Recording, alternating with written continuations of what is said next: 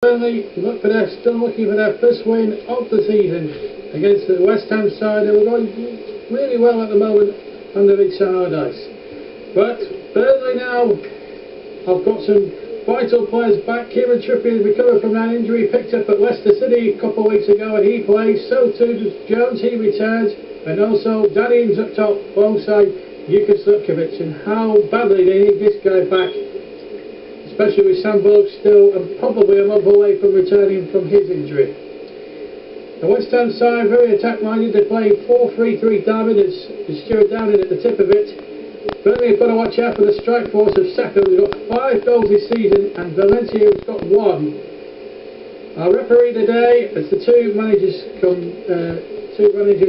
shake hands and have a chat, is Kevin Friend of Leicestershire, and in the crowd David Moyes looking in good health. He said in an interview he wants to manage a Premier League side very soon. Here's Trippier. Owing to Arfield. Good play again from Burnley. Trippier still there, unattended on the near side. The ball in there towards Boy. He won! Oh, what a tremendous shot, and very unfortunately cannon back off the bar, still alive until Boyd puts the ball onto the roof of the net. And he couldn't have hit that so sweetly there, Boyd. Great technique, as you'll see from this angle here. Good chest control, bounced once, it bounced once, and off the underside of the bar and away. Very, very unlucky. Certainly from the Clarets viewpoint, there should have been a goal up in the opening stages of the game. One ball forward, whipped on again by Jukic, and now there's a chance now for West Ham to break, and Stuart Downing will get on the end of it. He's faced by Shackle, and you'll get a second opportunity, a second bite at the cherry if you like. Downing's shot off the post.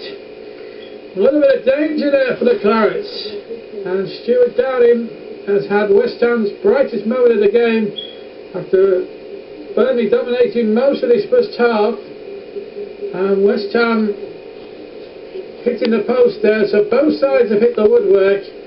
But I think if West Ham had scored then, it would have been scarcely deserved, and it was certainly, from my point of view, it would have been against the run of the play.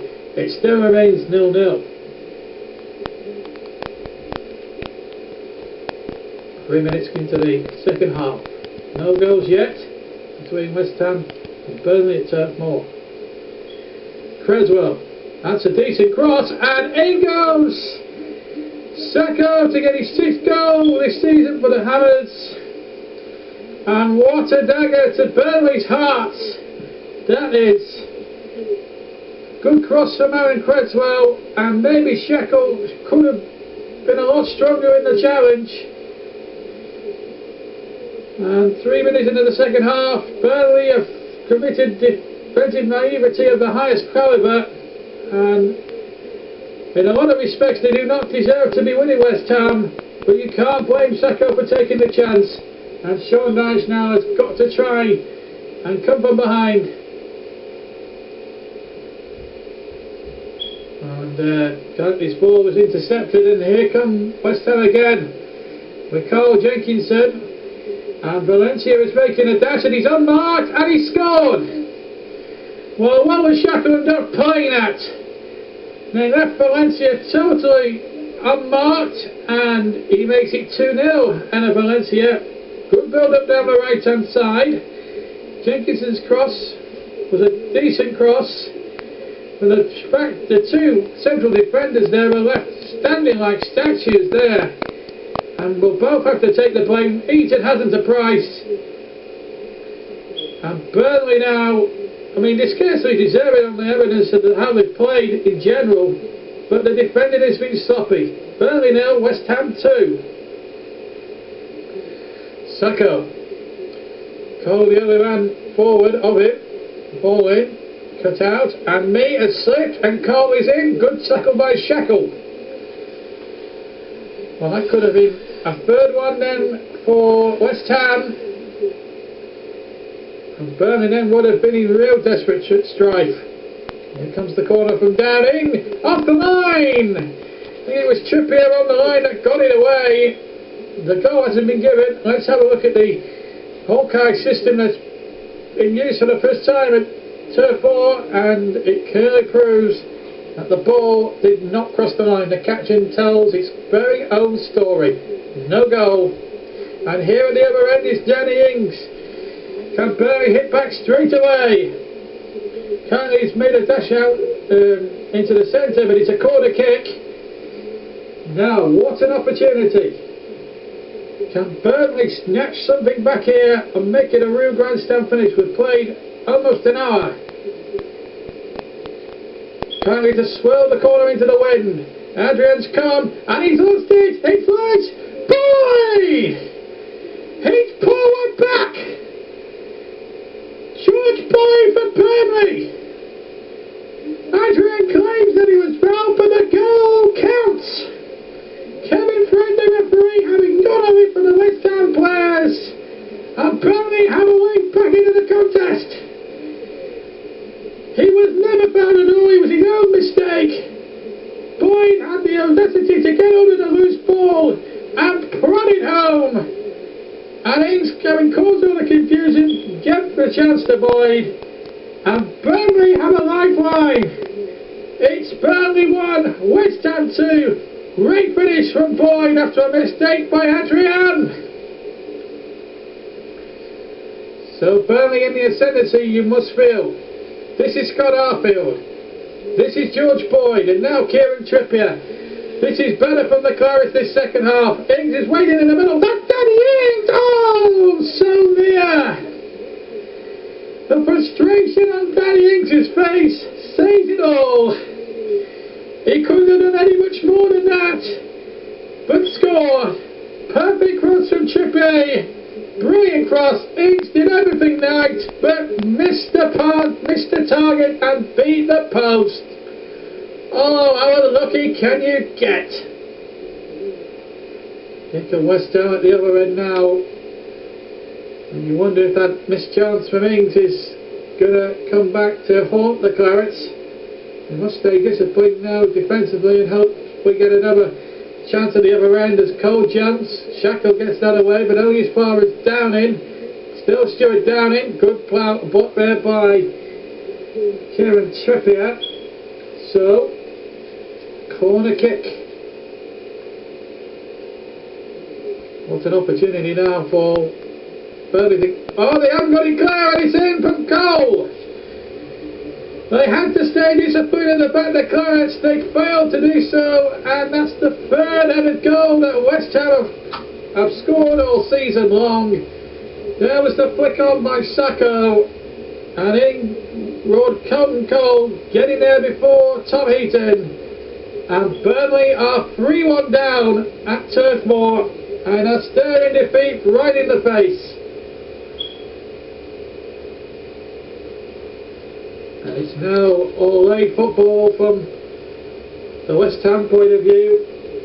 Burnley obviously haven't been done justice by this highlights package, because in the first half they were terrific. Creswell played it in the arms of Tom Heaton. Burnley now needs something to cling their hat onto. They've had chances in the second half, the Clarets. It's been a game that is not disappointing if you're a neutral. Here's Ben Meadow, three further forward in claret and blue. Shalabar, Boyd, Trippier. Terrific cross towards Ashley Barnes off the bar. Well, that would have made it a grandstand finish. Still might Ben Meadow do something with this. He tries to flick it over, and James Collins clears. Well, they've hit the bar twice, the Clarets. Wonderful cross from Trippier, and it hit the bar. We've now played the 5 added minutes. West Ham will get the victory, but the highlights package doesn't do Burnley any justice, because they were a lot more better than what the package suggested. As Kevin Friend checks his watch and blows the full-time whistle, Sean Dyche goes and congratulates Sam Allardyce. That's a great 60th birthday present for him.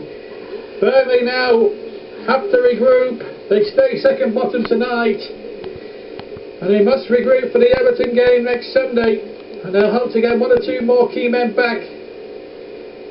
Goals from Sacco, Valencia and Colton Cole, the sub, won it for West Ham. George Boyd played terrifically well and got one back for Burnley. Danny Ings missed a glorious chance at 2-1, and Boyd and Barnes also hit the bar. But Burnley come out the wrong side by 3 goals to 1. They've lost to West Ham this afternoon. Sean, was it just key moments of quality that undid you today? Yeah, I think that was the difference. We were dominant first half, very good performance, created enough chances to certainly be in the lead. Goals change games. They don't just change the scoreline, you understand, they change the whole feel of the game. And, we go in up, which I thought we should have done with the chances we created. And then the whole feeling's different. We came out second half and just didn't get going for 20 minutes. And as we know in the Premier League, can't afford to do it. You can't afford to do it in any league, actually, but not the Premier League, that's for sure. What was the feeling at half-time? Just frustration? Yeah, played ever so well, created enough chances, as I suggest, looked solid. They hit the post, but that was from a fine bit of talent, I felt, from Downing. Other than that, we had nothing to question them about, other than I did warn them. I said they'll change their tactics, which they did. They stretched the pitch more, got it in the top third quicker, and we didn't respond to that in the first 15 minutes. And then as the game slowed down, we had a big chance to go 2-2. That one flashed wide, and then they got the third, and then it's hard going, of course. Could you have done more to stop the goals, or was it sheer quality? I think we can always do it. You always look as a manager, as a coaching staff, and the players will look at them, of course. You think you can stop every goal. But from their point of view, they'll look at 2 quality crosses and 2 quality headers. The third one, the set piece, is disappointing, but the other 2 are good balls into the box. The elusive search for a first Premier League win goes on. Of course, and that's what it is. The one good thing, I was very pleased, we had some injuries coming through the game well today. And of course, the mentality. I mean, at the end, we're still probing, we're still pushing to try and get something out of the game.